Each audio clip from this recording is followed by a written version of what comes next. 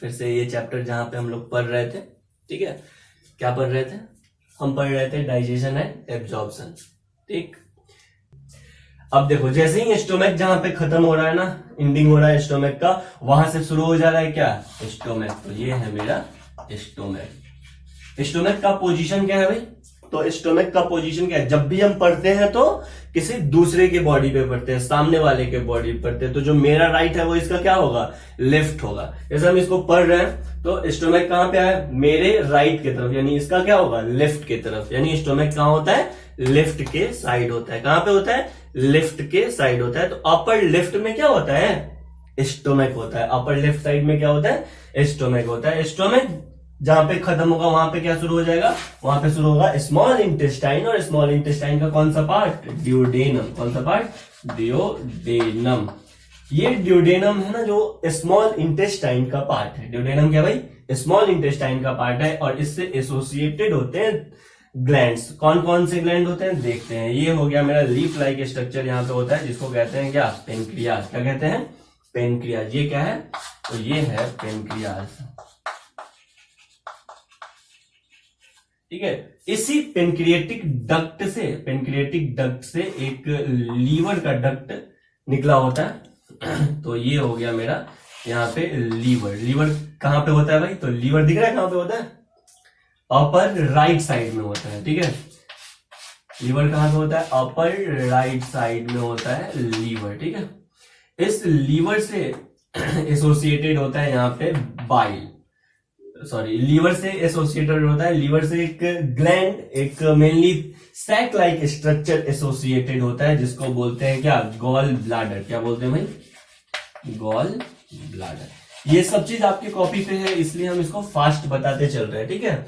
ये बस एक बार रिकैप करके देख रहे हैं। तो ये हो गया gall bladder, upper right side में हो गया मेरा लीवर, और अपर लेफ्ट साइड में हो गया स्टोमक। जब स्टोमक को पढ़ेंगे डिटेल में तो देखेंगे कि स्टोमक मेनली 4 पार्ट में डिफरेंशिएट होता है। मतलब स्टोमक के पास मेनली 4 पार्ट्स होता है। कौन कौन सा? कार्डियक होता है, फंडिक होता है, बॉडी होता है, और पाइलोरिक रीजन होता है। ये सब चीज आगे देखेंगे। पेनक्रियाज हो गया ग्लैंड, दूसरा लीवर हो गया, और लीवर से एसोसिएटेड एक सैक लाइक स्ट्रक्चर होता है, जिसको क्या कहते हैं? गॉल ब्लाडर कहते हैं। ड्यूडेनम हो गया। ड्यूडेनम के बाद स्मॉल इंटेस्टाइन का कौन सा पार्ट होता है? हाईली क्वाइल्ड पोर्शन होता है, जिसको क्या बोलते हैं? जेजुनम। क्या कहते हैं भाई? जेजुनम कहते हैं। जेजुनम के बाद कौन सा पोर्शन आता है स्मॉल इंटेस्टाइन का? तो जेजुनम के बाद आता है आइलियम। कौन सा पोर्शन आता है? आइलियम। याद है क्लास में हम बताए थे भी भाई कि आइलियम 2 तरह का होता है। एक होता है ILEUM और एक होता है ILIUM, ठीक है। आइलियम और एक ये वाला आइलियम। तो कौन? एक होता है आइलियम। अब देखो ना, जैसे ILIUM, ये जो आइलियम है ना, ये स्केलेटल सिस्टम का पार्ट है, हम पढ़ेंगे, ठीक है। आइलियम, इस्चियम और प्यूबिस। ये जो पेल्विक गर्डल है ना, उसमें 3 तरह के बोन पाए जाते हैं। तो ये आइलियम बोन वाला है, और ये आइलियम क्या है? स्मॉल इंटेस्टाइन का पार्ट है। चलिए, हम ये भी बताए थे कि इसको याद कैसे रखना है। देखो ना, इंटेस्टाइन जो है ना वो क्वाइल्ड होता है, तो ई वाला जो आइलियम है वो डाइजेस्टिव सिस्टम का पार्ट है, और बोन के जैसा जो स्ट्रेट होता है आई वाला जो आइलियम है वो बोन का पार्ट है। ऐसा समझो, है आइलियम।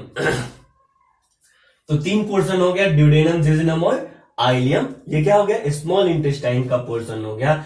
आइलियम जहां पे खत्म होता है वहां पे लार्ज इंटेस्टाइन का एक पोर्शन शुरू होता है, सैक लाइक स्ट्रक्चर, जिसको क्या बोलते हैं? जिसको बोलते हैं सिक्कम। क्या बोलते हैं?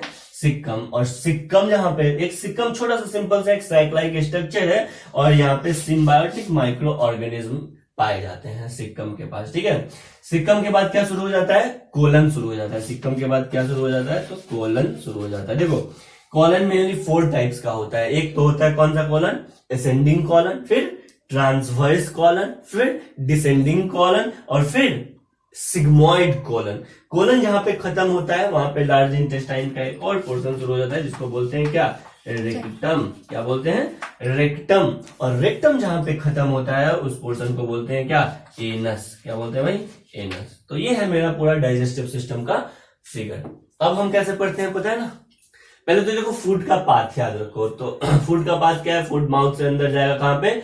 ओरल कैविटी पे। कहां पे जाएगा भाई? ये है ओरल कैविटी। ओरल कैविटी के बाद फूड कहां पे जाएगा? फेरिंग्स में, फेरिंग्स के बाद ऑसोफेगस में, ऑसोफेगस के बाद स्टोमक में, स्टोमक के बाद ड्यूडेनम में, स्मॉल इंटेस्टाइन के ड्यूडेनम में, ड्यूडेनम के बाद जेजनम, जेजनम के बाद आइलियम, आइलियम के बाद फूड कहां पे जाएगा? सिक्कम में, सिक्कम के बाद कोलन में, कोलन के बाद रेक्टम में, और एनस के थ्रू अनडाइजेस्टेड फूड को बॉडी से बाहर कर दिया जाएगा। ठीक है, अब हम स्टेप वाइज देखेंगे कि भाई अगर हम खाना खाते हैं, ठीक है, तो ओरल कैविटी में फूड में कौन कौन सा फिजिकल और केमिकल चेंज आता है। ठीक है, तो पहले ओरल कैविटी देखेंगे, फिर फेरिंग्स देखेंगे, फिर ऑसोफेगस देखेंगे, फिर स्टोमक देखेंगे, और क्लास में हम स्टोमक तक पढ़ चुके हैं। ठीक है, स्टोमक तक हम पढ़ चुके हैं, तो आज रिकैप कर लेते हैं स्टोमक तक। फिगर बनाना आ गया, ठीक है, तो फिगर को ध्यान में रखेंगे। चलिए ओरल कैविटी देखते हैं। ठीक है, ओरल कैविटी में मेनली कौन कौन सा स्ट्रक्चर है भाई?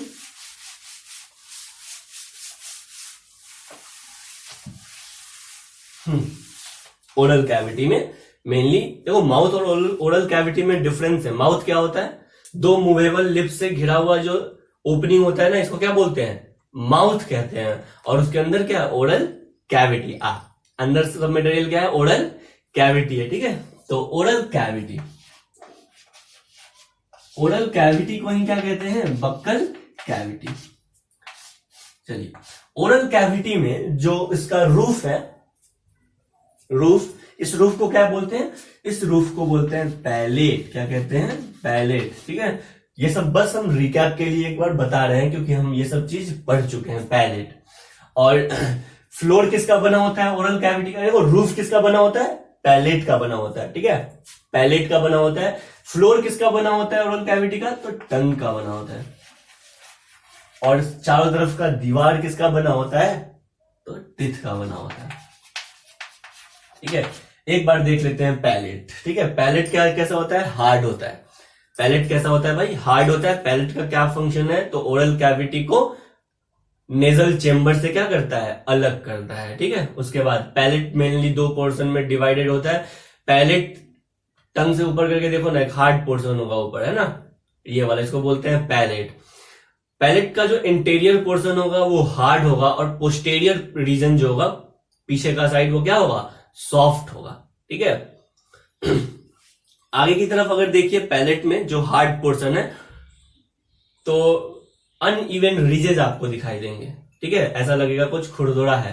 ठीक है, पैलेट पे, उसको बोलते हैं पैलेटाइन रूगी। क्या कहते हैं? पैलेटाइन रूगी। और सॉफ्ट पैलेट जो है ना, सॉफ्ट पैलेट जो पोस्टेरियर साइड है, ठीक है, वो सॉफ्ट पैलेट पीछे और जाके क्या बनाता है? यूबुला बनाता है। क्या बनाता है? यूबुला बनाता है। तो ये सब चीज हम देख चुके हैं। उसके बाद आ जाओ टंग। टंग क्या है? तो टंग टेस्ट ऑर्गन है, ओरल कैविटी को क्लीन रखने में हेल्प करता है। टंग किस मसल से बना हुआ है? तो स्मूथ मसल या स्केलेटल मसल? टंग किस टाइप के मसल से मिलकर बना हुआ है? तो टंग बना हुआ है स्केलेटल मसल से। ठीक है, वैसे सारे मसल्स जो आपके विल के अकॉर्डिंग वर्क करते हैं, उस मसल्स को क्या बोलते हैं? स्केलेटल मसल या वॉलेंट्री मसल्स। ठीक है, तो हमारा टंग वॉलेंट्री मसल या स्केलेटल मसल का बना हुआ है। ठीक है, जिधर चाहे उधर मूव कर सकते हैं इसको। उसके बाद आ जाते हैं टिथ। ठीक, तो टिथ में हम सबसे पहले देख लेते हैं भाई, टिथ हमारा मतलब लाइफ में ना दो बार होता है। एक तो बचपन में मिल्क टिथ होता है, और एक उसके बाद परमानेंट टिथ ग्रो करता है हमारे में। तो वैसा स्पीसीज जिसके लाइफ में दो बार दांत आते हैं। ठीक है, एक तो आता है टेम्पररी टिथ या मिल्क टिथ, और दूसरा आता है परमानेंट टिथ। इस तरह के टिथ को बोलते हैं डाइफायोडोंट। क्या बोलते हैं भाई? डाइफायोडोंट। ठीक है, टिथ दो बार आता है लाइफ में, तो क्या कहते हैं? डाइफायोडोंट। हमारा दांत जो है ना, हमारा दांत, ये हमारा जो टिथ है वो बोनी सॉकेट में फिट, इसमें फिट है, बोनी सॉकेट में फिट है, बोन लाइक सॉकेट में फिट है। ठीक है, तो इस वैसा टिथ जो बोनी सॉकेट में फिट होता है ना, उस टिथ को बोलते हैं थीकोडोंट। क्या बोलते हैं? थीकोडोंट। तो हमारा टिथ कैसा है? थीकोडोंट है, डाइफायोडोंट है। ठीक है, अब बताओ भाई, हमारे टिथ में एक ही तरह का टिथ है या बहुत सारे तरह के टिथ है? तो 4 तरह का टीथ है हमारे पास। कितने तरह का टीथ है? 4 तरह का टीथ है। कौन कौन सा? एक तो होता है इंसीजर, दूसरा होता है केनाइन, तीसरा होता है प्री मोलर और चौथा होता है मोलर। तो 4 टाइप्स के टीथ है हमारे पास। सिमिलर टाइप के टीथ नहीं है। तो जिसके पास डिफरेंट डिफरेंट टाइप के टीथ होते हैं ना, वैसे ऑर्गेनिज्म को, उस तरह के टीथ के पैटर्न को बोलते हैं होमोडोंट या हेटेरोडोंट। क्या कहते हैं? हेटेरोडोंट। क्या बोलते हैं? हेटेरोडोंट। तो ये हो गया हेटेरोडोंट। तो ह्यूमन का टीथ जो होता है वो कैसा है? डाइफायोडोंट, क्योंकि लाइफ में 2 बार आता है। थिकोडोंट, क्योंकि टीथ बोनी सॉकेट में फिट होता है। और हेटेरोडोंट, क्योंकि हमारे पास डिफरेंट टाइप के टीथ है। कौन कौन से टीथ है? इंसीजर है, केनाइन है, प्री मोलर है और मोलर है। ठीक है, तो ये सब चीज हम लोग पढ़ चुके हैं। डेंटल फॉर्मूला हमसे पूछा जाता है क्या होता है एग्जाम में। ठीक है, एडल्ट का डेंटल फॉर्मूला क्या होता है? तो क्या होता है? इंसीजर 2 होता है, केनाइन 1 होता है, प्री मोलर 2 होता है और मोलर कितने होते हैं? 3 होते हैं। तो 2 1 2 3 अपॉन 2 1 2 3, ये हमारा डेंटल फॉर्मूला है। 2 1 2 3 अपॉन 2 1 2 3 को 2 से मल्टीप्लाई कर दो। देखो तो भाई 5 और 3 8, 5 और 3 8। ठीक है, तो डेंटल फॉर्मूला लिखते कैसे हैं? तो डेंटल फॉर्मूला ऐसे। ठीक है, हमारा बॉडी ना, हमारा जो टीथ होता है वो बाइलेटरल सिमेट्रिकल है। कैसा है भाई? बाइलेटरल सिमेट्रिकल है। तो यहाँ पे इंसीजर है, उसके बाद केनाइन है, उसके बाद प्री मोलर है और उसके बाद मोलर है। ठीक है, तो किसी वन साइड का टीथ का ये पैटर्न है। इंसीजर कितना है? 2 है, केनाइन कितना है? 1 है, प्री मोलर कितना है? 2 है और मोलर कितना है? 3 है। इसी तरह से इधर भी। ठीक है, incisor, canine, pre molar and molar. Incisor कितना है? 2, केनाइन 1, प्री मोलर कितना हो जाएगा? 2 और मोलर कितना हो जाएगा? 3। तो 2 1 2 3, 2 1 2 3 हाफ पोर्शन में इधर, वैसा ही हाफ पोर्शन में इधर हो जाएगा 2 1 2 3 2 1 2 3। तो ये हमारा डेंटल फॉर्मूला है, उसको रिप्रेजेंट करते हैं ऐसे। आया समझ में? क्वेश्चन पूछा जाएगा भाई एडल्ट का डेंटल फॉर्मूला क्या है? आंसर चला जाएगा 2 1 2 3। अगर एडल्ट क्वेश्चन में मेंशन नहीं करता है, ठीक है, सिंपल पूछेगा ह्यूमन का डेंटल फॉर्मूला क्या है, तब भी आंसर क्या जाएगा? 2 1 2 3। लेकिन अगर आपसे पूछे कि भाई एक चाइल्ड है, उसका डेंटल फॉर्मूला क्या होगा? बच्चे का 15 साल का हो सकता है, 13 14 साल का हो सकता है, उसका डेंटल फॉर्मूला क्या होगा? ठीक है, तो उसका डेंटल फॉर्मूला क्या होगा? उसमें प्री मोलर नहीं होता है, बच्चे में प्री मोलर नहीं होता है और मोलर एक कम होता है। तो चाइल्ड में डेंटल फॉर्मूला क्या है? 2 1 0 2 अपॉन 2 1 0 2। आया समझ में? तो ये सब चीज हम लोग क्लास में देख चुके हैं। ये आया समझ में डेंटल फॉर्मूला कैसे बनाते हैं? चलिए आगे। ओरल कैविटी के बाद हम कहां पे पढ़ते हैं? ओरल कैविटी के बाद हम पढ़ेंगे फेरिंग्स में। कहां पे पढ़ेंगे भाई? फेरिंग्स में। ठीक है, तो देखो फेरिंग्स क्या था? फेरिंग्स वैसा पोर्शन था, यहां पे था ना फेरिंग्स ऐसे।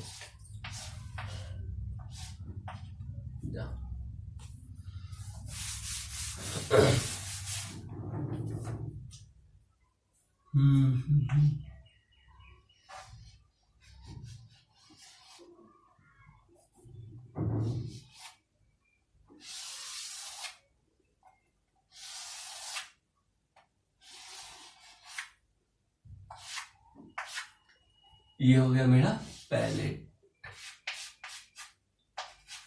ठीक, और ये एपिग्लोटिस, ये हो गया नेजल चेम्बर या नेजल कैविटी, ये हो गया ओरल कैविटी। नेजल कैविटी और ओरल कैविटी जिस कॉमन पॉइंट पे मिलता है, इस कॉमन पॉइंट को क्या कहते हैं? फेरिंग्स कहते हैं। क्या बोलते हैं भाई? फेरिंग्स।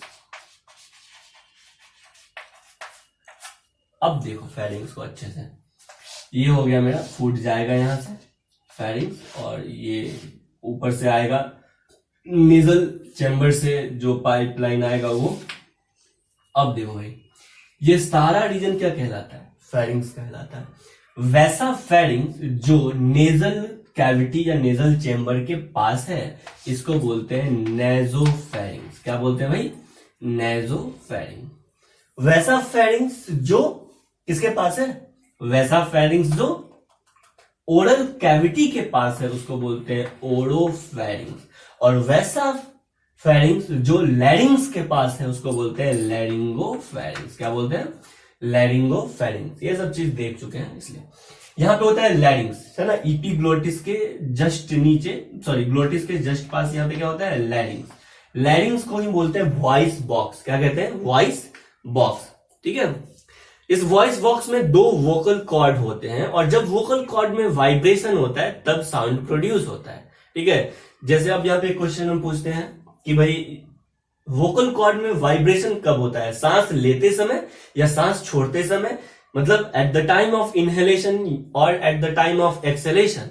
वोकल कॉर्ड्स में, लैरिंग्स में वाइब्रेशन कब होता है, at the time of exhalation. तुम ध्यान दो ना, कब बोलते हैं, साउंड प्रोड्यूस कब होता है, जब सांस लेते हैं या सब सांस छोड़ते हैं, जब सांस छोड़ते हैं। ठीक है, अगर सांस लेंगे तो साउंड कैसा प्रोड्यूस होगा, आ रहा है समझ में। ठीक है, तो ऐसा साउंड प्रोड्यूस नहीं होता। हम बोलते हैं कैसे, साउंड कब प्रोड्यूस होता है, जब हम सांस छोड़ते हैं। आया, क्यों होता है, क्योंकि इस लैरिंग्स में दो वोकल कॉर्ड होते हैं, वोकल कॉर्ड में वाइब्रेशन होता है, जिसके कारण साउंड प्रोड्यूस होता है। खैर, तो ये था फेरिंग्स। फेरिंग्स क्या है, कॉमन पैसेज है फूड और एयर दोनों के लिए। ये आगे चल के 3 पार्ट में, मतलब फेरिंग्स 3 पार्ट में डिफरेंशिएट होता है, नेजोफेरिंग्स, ओरोफेरिंग्स और लैरिंगोफेरिंग्स। ठीक है, लेकिन यहां से आपसे बस एक ही क्वेश्चन पूछा जाएगा कि भाई फेरिंग्स जो है ना वो क्या है, तो आपको बोलना है कि फेरिंग्स क्या है, कॉमन पाथवे है फूड के लिए और एयर के लिए। दूसरा क्वेश्चन यहां से पूछा जाएगा कि भाई जो फूड है ना, फूड, ये फूड इपीग्लोटिस में, सॉरी, ये फूड ट्रैकिया में इंटर क्यों नहीं करता है, तो आपको बोलना है क्योंकि ट्रैकिया के ऊपर, ट्रैकिया के जस्ट ऊपर कार्टिलेजिनस फ्लिप लाइक स्ट्रक्चर होता है और इस फ्लिप लाइक स्ट्रक्चर को क्या कहते हैं, इस फ्लिप लाइक स्ट्रक्चर को बोलते हैं एपिग्लोटिस। क्या कहते हैं, एपिग्लोटिस। तो इस एपिग्लोटिस के कारण फूड जो है वो कहां पे, विंड पाइप में या ट्रैकिया में इंटर नहीं करता है। देखो, विजुअलाइज करने की कोशिश करो, जैसे खाना खा लिए, खाना खा रहे हैं, उसको चबा रहे हैं, उसमें सलाइवा का मिक्सिंग हो जाता है। ठीक है, जब ओरल कैविटी में फूड को चबाते हैं तो सलाइवा का मिक्सिंग हो जाता है। तो food plus saliva, food plus saliva, saliva के कारण फूड स्लिपरी हो जाता है, स्लिपरी हो जाता है। कैसा हो जाता है, स्लिपरी हो जाता है। फूड प्लस सलाइवा को कहते हैं क्या, बोलस। क्या कहते हैं, बोलस। ठीक है, याद रखना, बोलस क्या है, फूड प्लस सलाइवा क्या कहलाता है, बोलस कहलाता है। तो जब ओरल कैविटी में फूड को चबाते हैं, ठीक है, उसका च्यूइंग करते हैं, तो ये बोलस बन जाता है। जैसे ही ये बोलस फेरिंग्स से होते हुए आगे जाता है ना, तो देखो ना, इस एपिग्लोटिस पे जैसे ही आएगा, इस एपिग्लोटिस पे फूड जैसे ही आएगा, लोड पड़ेगा, ये एपिग्लोटिस बंद हो जाएगा और फूड ऑसोफेगस में चला जाएगा। फूड कहां पे चला जाएगा, ऑसोफेगस में चला जाएगा। ठीक है, तो ये फ्लिप लाइक स्ट्रक्चर होता है एपिग्लोटिस। और आपको पता है इस ट्रैकिया का जो ओपनिंग है ना, ट्रैकिया का ओपनिंग, इस ट्रैकिया के ओपनिंग को बोलते हैं क्या, ग्लोटिस। तो ग्लोटिस का ढक्कन या ग्लोटिस का कवर क्या कहलाया, एपिग्लोटिस। ठीक है, तो ट्रैकिया में फूड जाने से प्रिवेंट किया कौन, एपिग्लोटिस। इसीलिए देखते होंगे जब भी हम स्वेलोइंग करते हैं, पानी पीते हैं, खाना खाते हैं, कुछ भी, उस समय ना ही हम सांस ले सकते हैं, यानी ना ही हम इनहेलेशन कर सकते हैं, ना ही हम एक्सहेलेशन कर सकते हैं। ठीक है, पानी पीते हैं, खाना खाते हैं, कभी भी तो सांस रोक के, है ना सांस अंदर ले सकते हैं, ना सांस बाहर छोड़ सकते हैं। ठीक है, करके देख लो। ऑसोफेगस हो गया, उसके बाद फेरिंग्स आया समझ में। फेरिंग्स के बाद फूड कहां पे चला गया, ऑसोफेगस में चला गया। कहां पे चला गया, फूड ऑसोफेगस में चला गया। ऑसोफेगस क्या है भाई, तो एक पाइप लाइक स्ट्रक्चर है जो फेरिंग्स को किससे कनेक्ट करता है, जो फेरिंग्स को किससे कनेक्ट करता है, स्टोमैक से कनेक्ट करता है। याद है, ऑसोफेगस फेरिंग्स को किससे कनेक्ट करता है, स्टोमैक से कनेक्ट करता है। ठीक है, अब भाई फूड ऑसोफेगस से स्टोमैक में कितना आएगा, फूड ऑसोफेगस से स्टोमैक में कितना आएगा, वो यहाँ पे रेगुलेट किया जाता है एक इंस्फिंक्टर के हेल्प से। ठीक है, और इस इंस्फिंक्टर का क्या नाम है, इस इंस्फिंक्टर का नाम है गैस्ट्रोओसोफेजियल इंस्फिंक्टर। क्या नाम है, गैस्ट्रोओसोफेजियल इंस्फिंक्टर, गैस्ट्रोओसोफेजियल इंस्फिंक्टर। ठीक है, तो फूड मेरा कहां पे आ गया, ऑसोफेगस से कहां पे आ गया, स्टोमैक में आ गया। कहां पे आ गया, स्टोमैक में आ गया। फूड स्टोमैक में कितना आएगा ये कौन कंट्रोल करता है, कौन रेगुलेट करता है, गैस्ट्रो ऑसोफेजियल इंस्फिंक्टर। आपसे क्वेश्चन यहां पे पूछा जाएगा क्या कि भाई ऑसोफेगस से फूड स्टोमक में आता है तो रेगुलेट कौन करता है जब फूड ऑसोफेगस से स्टोमक में आता है, तो आंसर आपको देना है कौन रेगुलेट करता है, गैस्ट्रो ऑसोफेजियल इंस्फिंक्टर। कौन करता है, गुड, गैस्ट्रो ऑसोफेजियल इंस्फिंक्टर। ठीक है।